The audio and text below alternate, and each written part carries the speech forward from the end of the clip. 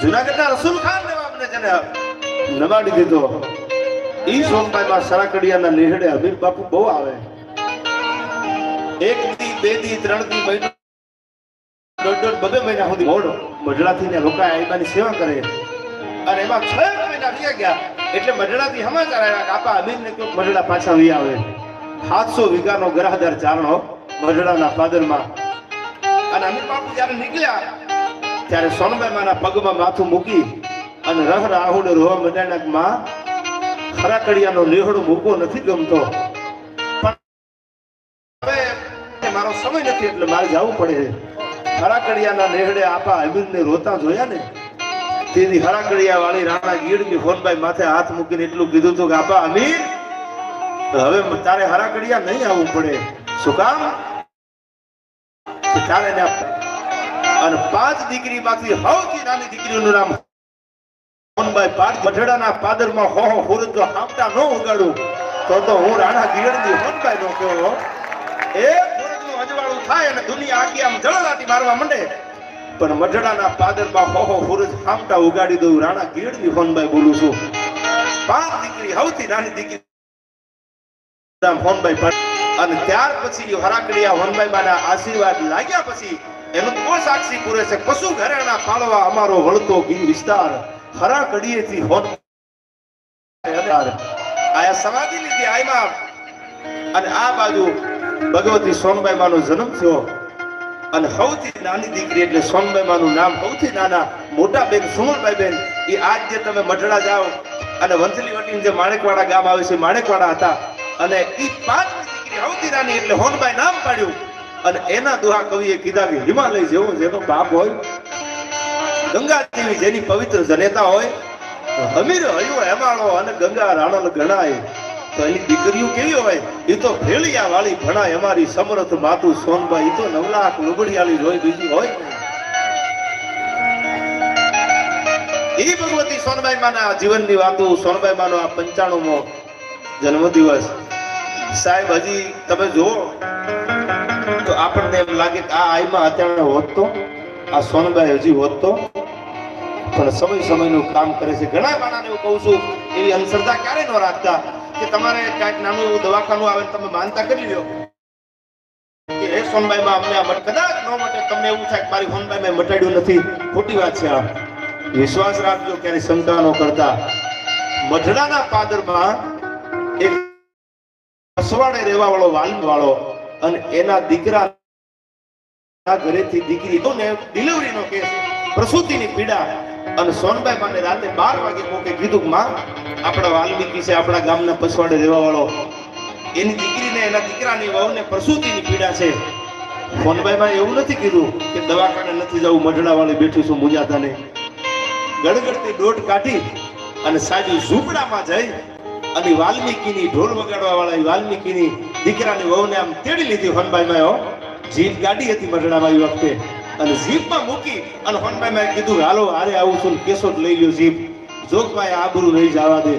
એટલે અંધશ્રદ્ધા ક્યારેય નો રાખતા, ભરોસો માં ઉપર રાખજો, જોગમાયા ઉપર. હમણાં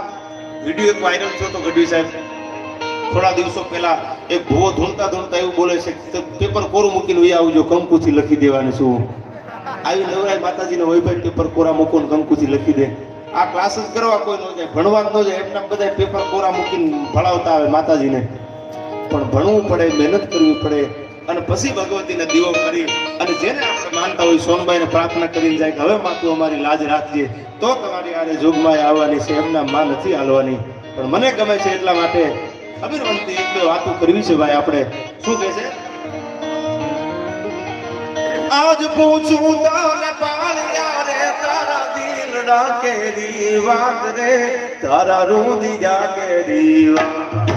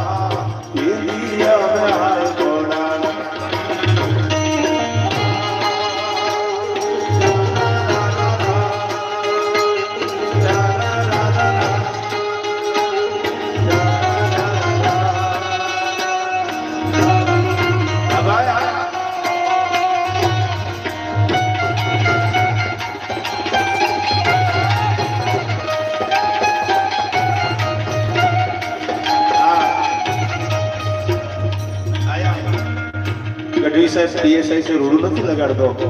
પણ આ ચારણોનો અને આપણો જે મામા ભાડેજીનો સંબંધ છે આ હોનભાઈ કાયમ જાળવ્યો છો. સાહેબનો મારો પરિચય નહીં, અને રાતે મેં 3 વાગે ફોન કર્યો ગઢવી સાહેબને. મેં કીધું સાહેબ આમ છે, આ કરવું પડે એવું છે. કોઈ અમે મળેલા નહીં, અને એને પોલીસ સ્ટેશનમાં બેઠા બેઠા કીધું કે મામા સવારમાં આવો, તમારું કામ થઈ જવાનું છે. અને પછી સવારમાં આવું સાહેબને મળવા ગયો. મને એવું લાગ્યું કે હજી હોનભાઈ આ સંબંધોમાં બેઠી છે. ચારણને ભાળે એટલે કાઠીને પરહના પલ્લા મને છૂટવા મળે, અને કાઠીને ભાળે એટલે ચારણને પરહના પલ્લા છૂટવા મળે. ઈશ્વરદાનભાઈ કેટલા વર્ષો પહેલા કે ચારણનો દીકરો હોય અને રાજપૂતનો દીકરો કાઠી હોય, આયર હોય, ગ્રાહ્ય હોય, આ ચારણને જોવે તો કહું ન તૂટે તો એમાં ફેર પડ્યો હોય. આ ઈશ્વરદાનભાઈ બોલતા હતા. અને આમને જોયા પછી ચારણને કહું ન તૂટે તો એ ચારણ નો કહેવાય.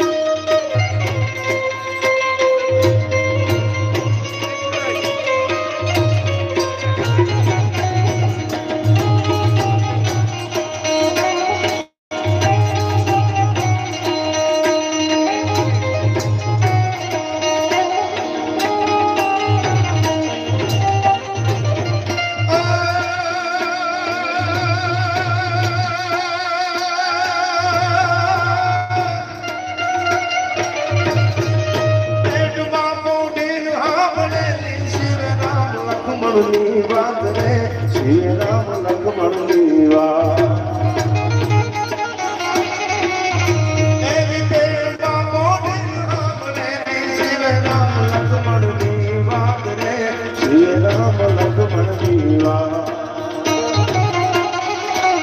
माताजी न मूक दे दी थी उड़िए नी ऊँग दे दी थी माताजी न मूक दे दी थी उड़िए नी ऊँग दे दी थी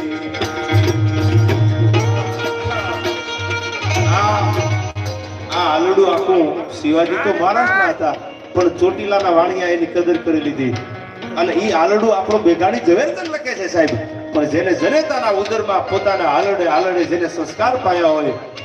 એના આલડા ગવાય પછી તેને રસ કે કબર ને મેરી પહેલી નજર આપણને નહીં ખબર હોય તમારી નજર કેટલા વિશે અમારા ઉપર શું કામ પહેલી નજરનો દાવો કરો છો ભલામાણા પણ આ તો આલડા કોના લખાય મારે ઘણી બધી વાતો કરવી છે આજ મારે મને મજા આવે છે એમ આ તમે મને એમ ન કહેતા કે તમે 15 મિનિટ વધુ લઈ લીધી છે એમ તમારે 15 મિનિટ મને આજ આપવી પડી એવું છે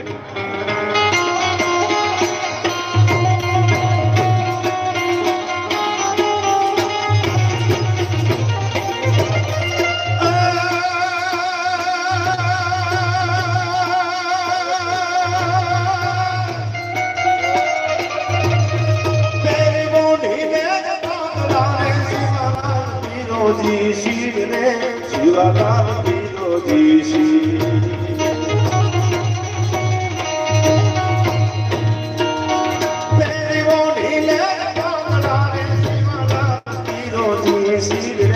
शिवलाल पीरोजी श्री काया कारी लोय माना से व्यागम दे ढालना से काया कारी लोय माना से व्यागम दे ढालना से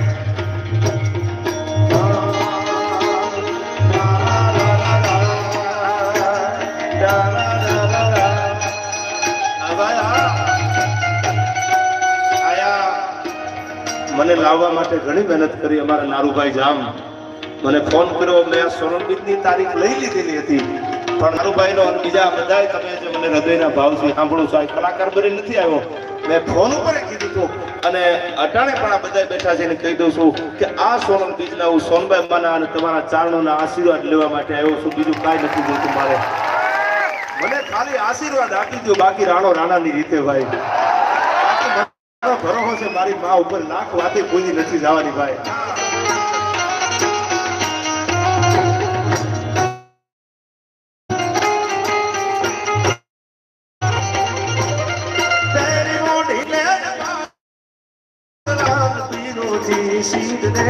शिवलाल पीरोजी श्री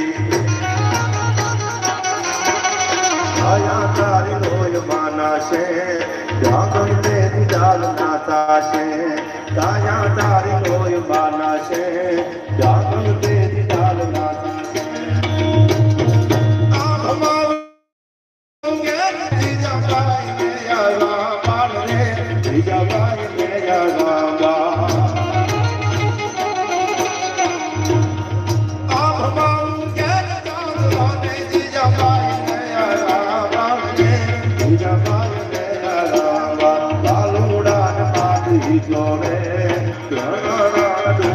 डोले